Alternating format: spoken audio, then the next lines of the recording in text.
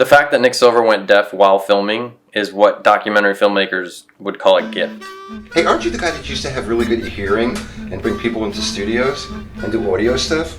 Isn't that how you made it? What are you gonna do now? Hey, there's Nick. This guy used to have hearing and make millions of dollars with his ears, and now he's deaf. Should I talk louder, Nick? Nick, are you with me, Nick? You going deaf, Nick? Are you with me?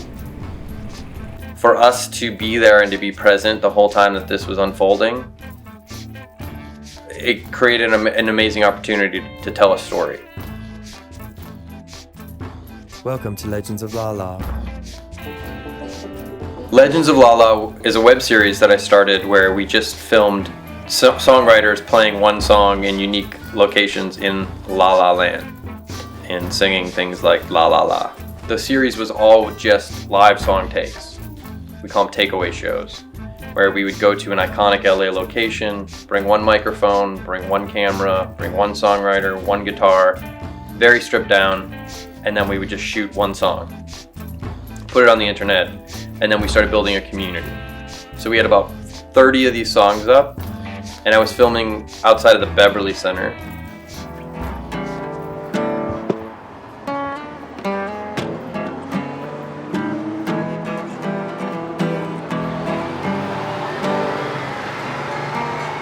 I was born a young man, I'm gonna die a young man too.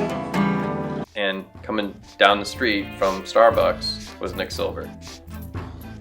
Nick stopped for a second, he walked by again, he walked by another time. I knew it was Nick Silver. Mason wasn't quite sure. And I didn't really want to tell Mason because I thought it would make for a more interesting kind of documentary. I wanted to make sure that I actually got Nick Silver in the shot, and then I wanted to make sure that I impressed him. So when I introduced myself, over the shoulder, when I shook his hand, there was a bus billboard, and it was a U2 poster. And so when I reached out my hand, I go, "Good day, Mr. Silver, I'm Mono." And I thought if I had a one-name British sounding name and I had an accent, he would find me respectable. And he did. For some reason in my head, I always thought Nick Silver was British. I just said, "Hello, good day, Nick, my name is Mono." And his first thing he said, "Oh yeah, where you from?" And I said, "Oh, I'm from overseas, across the pond." And he never asked me any more details about myself other than that. But when I interacted with him, I felt compelled to talk like this. So I also had to change my voicemails. I started doing it for the web series because I wanted it to sort of feel like a wildlife documentary. Look at the songwriter, wooing the girl. Look at her, she's dancing as he plays her the beautiful song. I was having really fun just kind of interviewing him wherever we could go, and he was telling me about the history of the music business, and I really appreciated it. I've been producing music since I was about 12 years old on a reel-to-reel tape recorder, if you know what reel-to-reel means. R-E-E-L. The era of the album is dead. You don't have the 12 songs in one package that you buy to reshape your life and help you get out of childhood. And I thought maybe one day we'd make a music documentary about, the way music was, the way music is, and how there's sort of an interplay between the two. My guys backed it up with 12 songs that moved you, that shook you. You don't get that now. Filming video these days is so easy. And so we got Nick a camera that had one button. Start, stop, same button.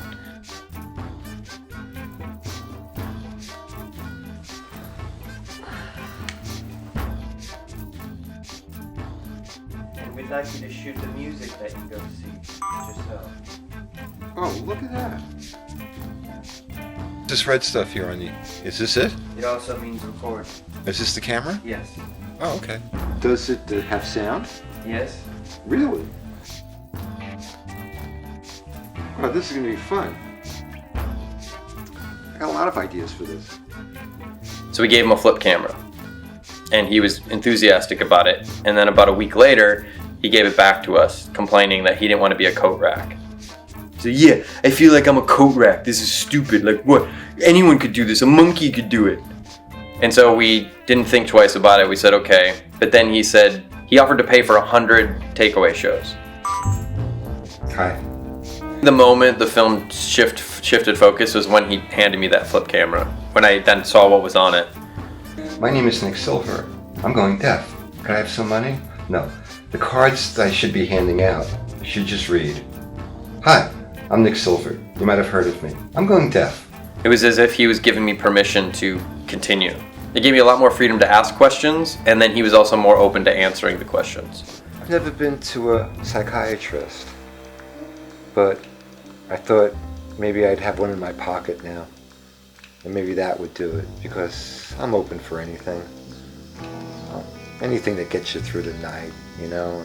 I had an idea that maybe if I talked with that, it might help. He turned it into us 2 weeks later, completely filled up. There was 2 hours of footage on it. Every minute in those 2 hours was Nick Silver pointing it into a mirror in bathrooms all over Los Angeles, mostly in his pool house, and he was writing his memoir. Chapter 1.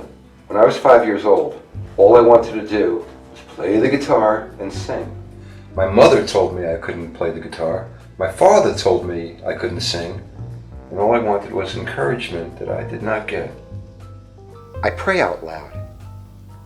I'm going deaf, so I want to talk out loud. I want to talk out loud about me. It was like pointing a camera into someone's subconscious and just letting it stream. I wanted something greater than myself.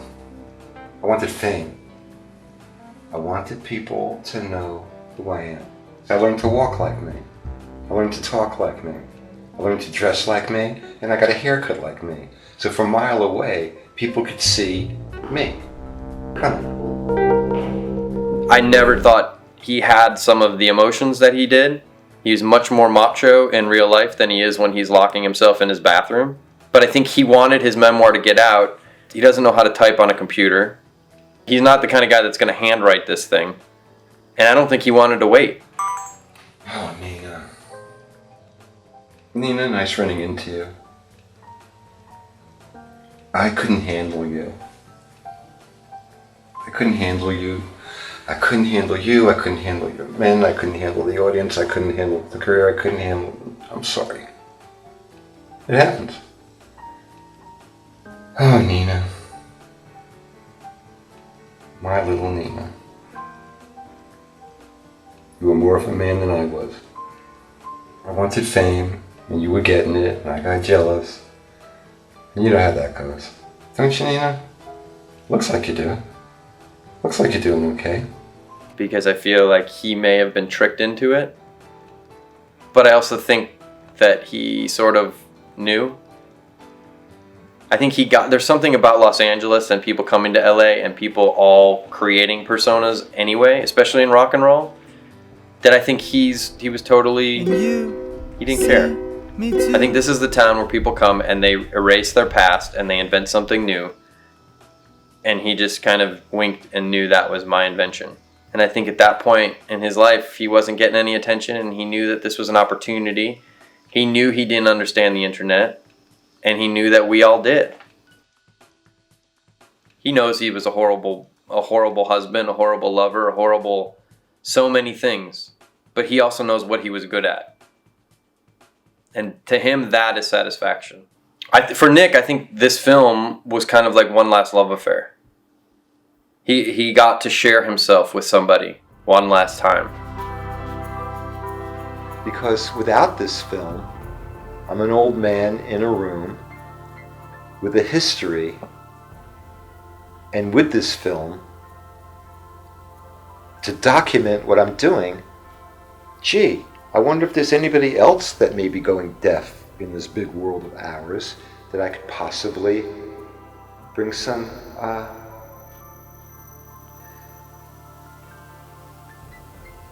comfort to. And I don't think it's the worst thing in the world for me wanting to pay it forward.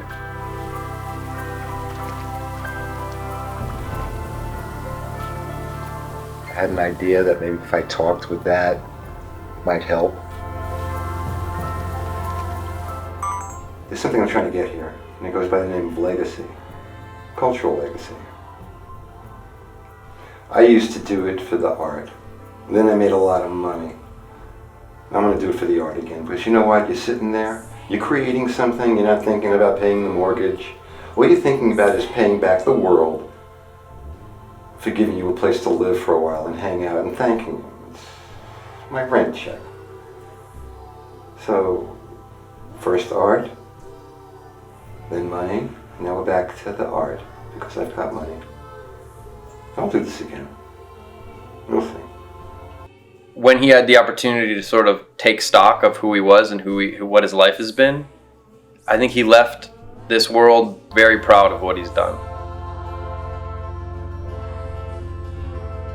When I die, like everybody else, my last thought is going to be, well, Nick, did you blow it or not?